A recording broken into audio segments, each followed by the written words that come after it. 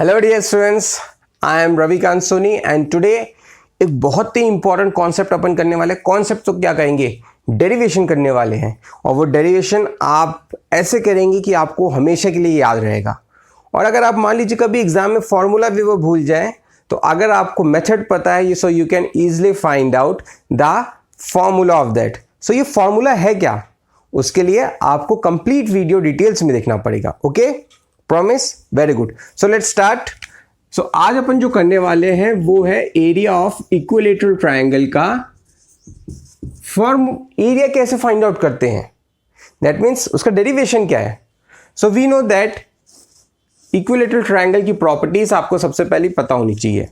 First property, yes, all sides are equal. Second property क्या होती है, all angles are equal,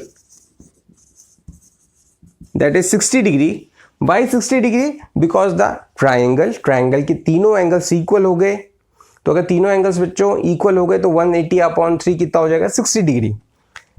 third जो होता है that is median is equal to perpendicular. Now ये बहुत ही इंपॉर्टेंट आपके पास एक चीज है, median is equal to perpendicular. What does it mean? It means that whenever you are dropping any perpendicular or median on a equilateral triangle, तो जो आपका परपेंडिकुलर होगा वही मीडियन होगा, जो मीडियन होगा वही आपका क्या होगा, perpendicular. Perpendicular means 90 degree, median means line segment which divides the triangle into two equal parts and it also bisects the side on which it drop. Now let the equilateral triangle की side अपन ए ले लेते हैं। अब अगर मैं इसमें perpendicular drop कर दिया ये डी, तो आपको पता है परपेंडिकुलर और मीडियन दोनों इक्वल होते हैं, मतलब ए बी डी का जो एरिया है और ए डी सी का जो एरिया है वो दोनों इक्वल हुए। और ये जो ए है ये दोनों इक्वल पार्ट्स में हो गई, दैट इज हाफ एंड ये A/2। अंडरस्टूड? नाउ अब आपको ये तो पता ही है कि एरिया ऑफ ट्राइंगल क्या होता है। You will be saying sir ये तो बहुत ईजी है, हाफ बेस इनटू हाइट। लेकिन क्या एरिया ऑफ इक्विलेटरल ट्राइंगल भी हाफ बेस इनटू हाइट होता है? No, the formula is different. So बच्चों वही फॉर्मूला अपन देख रहे हैं कैसे आया, और देखें। So consider only one part, A D B I have taken, you can also take A C D. अब ये जो फॉर्मूला है ये मैं आपको दो टाइप से करके बताऊंगा। One is by the use of trigonometry also. Okay, now ये आपका डी हो गया, ये आपका बी डी A/2 हो गया, ये ए हो गया। अब आपके पास हाइट नहीं है, that is A D. A D is the height because it is perpendicular, perpendicular ही हाइट होती है। Now find out the value of A D. कैसे फाइंड आउट करेंगे?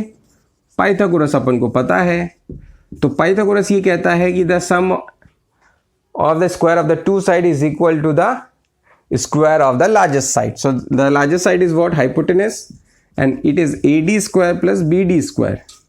सो it is A square is equal to A D square plus A square upon 4। इसको इस side ले आओगे तो ये हो जाएगा A square minus A square upon 4। Solve करेंगे तो ये हो जाएगा 3a square upon 4 is equal to A D square. Square again इस साइड आया तो ये क्या हो जाएगा, square root of 3a square upon 4 is equal to A D. 4 और a परफेक्ट स्क्वायर है तो स्क्वायर रूट से बाहर आ जाएंगे, तो ये आपके पास हो जाएगा a/2√3। So student this is the value of A D. अब यहाँ से आपको एक चीज़ और पता चल गई, क्या कि जो इक्विलेटरल ट्रायंगल की जो हाइट होती है, height of an equilateral triangle की जो वैल्यू होगी दैट विल बी A/2√3। इसको याद कर लीजिए direct. Height of an equilateral triangle is A/2√3। Now अपन को हाइट तो निकाल लिए और ये अपने काम भी आएगा। अब अपन देखते हैं what is the area of an equilateral triangle. So area of equilateral triangle of an equilateral triangle, formula क्या लगेगा, वही हाफ। बेस क्या है, बेस देखिए आपके पास क्या है, BC। BC की वैल्यू कितनी है, A, तो आपने यहाँ पे क्या रख दिया, A इनटू हाइट। हाइट की वैल्यू क्या है, A/2√3। तो ये आपके पास क्या हो गया, A स्क्वायर अपॉन 4√3 और √3/4 A स्क्वायर। ये बच्चों होता है आपका area of equilateral triangle. Easy, बहुत ही ईजी है। अब देखो मैं आपको एक चीज़ और बता दूं, एरिया ऑफ इक्विलेटरल ट्रायंगल और हाइट में √3 दोनों जगह है, ए और ए है। बस यहाँ पे एरिया है इसलिए ये स्क्वायर हो गया, यहाँ पे हाइट है इसलिए ये स्क्वायर नहीं हुआ, सिंपल है। बाकी तो सेम है, A² अपॉन 4 A/2 का स्क्वायर किए, देखो हाइट का आप स्क्वायर कर दो, √3 का मत करना। तो ये आपके पास क्या हो जाएगा, अगर हाइट का आप स्क्वायर करोगे तो a स्क्वायर 4 और ये √3, तो यही तो एरिया है, यही तो एरिया अपना, ठीक है। Okay, so here you came to know the two formula, one is for the height of an equilateral triangle and second one is the area of an equilateral triangle. Okay, now move to the next question. The question is find out the area of an isosceles triangle. Find out the area of an isosceles triangle. बहुत सारे बच्चों को area of isosceles triangle याद नहीं रहता है। तो बच्चों याद नहीं रहते तो कोई बात नहीं, अपन आज देखेंगे कि कैसे अपन उसको डिराइव कर सके। Okay, if you know the derivation so everything is quite easy for you, ठीक है। तो आप बस कॉन्सेप्ट देखिए, अगर आप कई बच्चों से याद नहीं होता, क्यों नहीं करते, क्योंकि वो कॉन्सेप्ट पे जाते हैं। अगर आप कॉन्सेप्ट पे जा रहे हैं so please remember the steps, that's it. Question number second जो है ये आपका है एरिया ऑफ आइसोसेलेस ट्रायंगल का derivation. Derivation of isosceles triangle is also same like as of equilateral triangle. Isosceles triangle में क्या होती है, any of the two sides are equal, और यहां पे भी here I have taken A B is equal to A C. Here also the median is equal to perpendicular, लिख देता हूं यहां पे median is equal to perpendicular. तो बच्चों जो इक्वल साइड है उसको तो आपको इक्वल लेना पड़ेगा, तो ये भी ए हो गया and this one is also a. तो बी सी को अपन को कोई दूसरी साइड लेनी है, let it be B. Now what we have to do, we have to drop the perpendicular. Why? देखो बच्चों की because here the height is not given, and what is the area of an equal or area of a triangle? Area of triangle says that area of triangle is equal to half base into height. That means height होनी बहुत ज़रूरी है, लेकिन यहाँ पे तो height नहीं थी, तो height नहीं थी इसीलिए अपन ने उसको drop किया है, ठीक है। That's why we have constructed the height. So let it is AD, AD की वैल्यू h हो गई, AD is equal to h, ठीक है। Now again the same thing is happening, मैं बोल रहा हूँ मीडियन और परपेंडिकुलर दोनों इक्वल होते हैं, तो अगर ये b है तो ये b/2, ये भी b/2। Again the same process, AD निकालनी है, पाइथागोरस थ्योरम लगा दी है, ये दोनों का स्क्वायर करके माइनस कर दो, a square minus b square by 4 और ये स्क्वायर रूट, तो ये हो जाएगा 4a square minus b square upon 4, so it is 1/2 square root of 4a square minus b square. ये आपकी height of an isosceles triangle हो गया। मतलब क्या, इक्वल साइड 4 टाइम्स करके स्क्वायर करो, माइनस जो अनइक्वल साइड है उसको करो और उसका हाफ कर दो।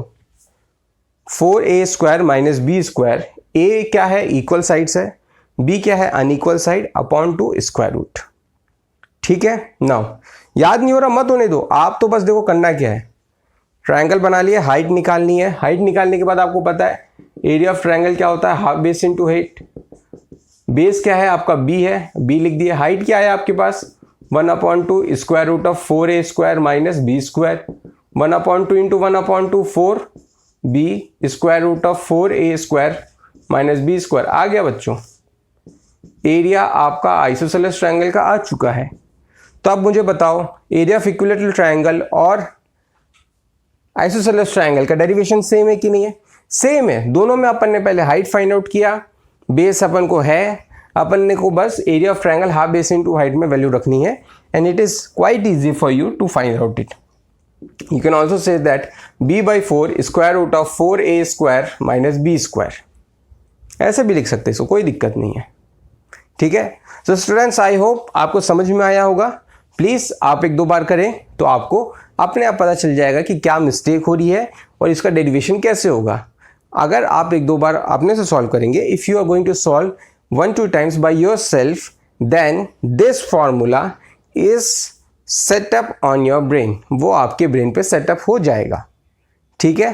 एक चीज़ जो रह गई थी वो ये थी कि मैंने आपको बोला था I will be telling you how to find out the area of equilateral triangle by trigonometry. आइए वो देखते हैं कैसे होगा।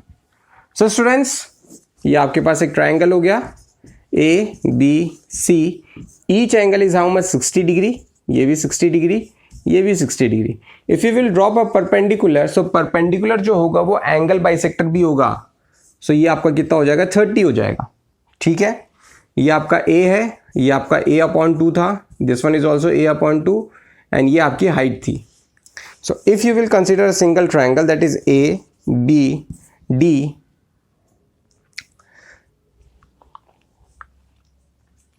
so it will be a upon 2 and here will be 60, here is 30. आपको h निकालना है. h बताइए कितना होगा. so you will be saying that आप 60 भी लगा सकते हो, 30 भी लगा सकते हो. ओके, नाउ आइदर आप कुछ भी लगा सकते हो, साइन कॉस टेन कॉट, कोई सा भी यूज करके आप कर सकते हैं. ओके, नाउ मैं साइन 60 का यूज कर रहा हूं, तो साइन 60 इज इक्वल टू क्या होता है आपको पता है, √3/2.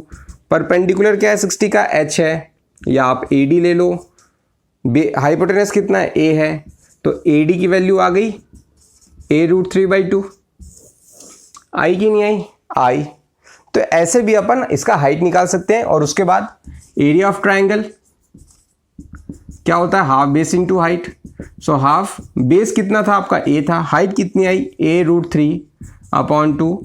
सो √3/4 a² is your equilateral triangle.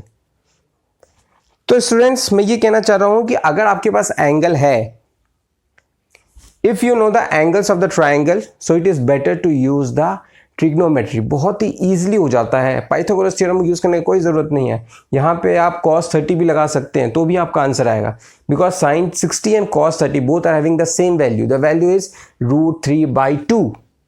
So √3/2 is equal to AD upon A. AD value came a√3/2. Okay, so that's all for today. Thank you.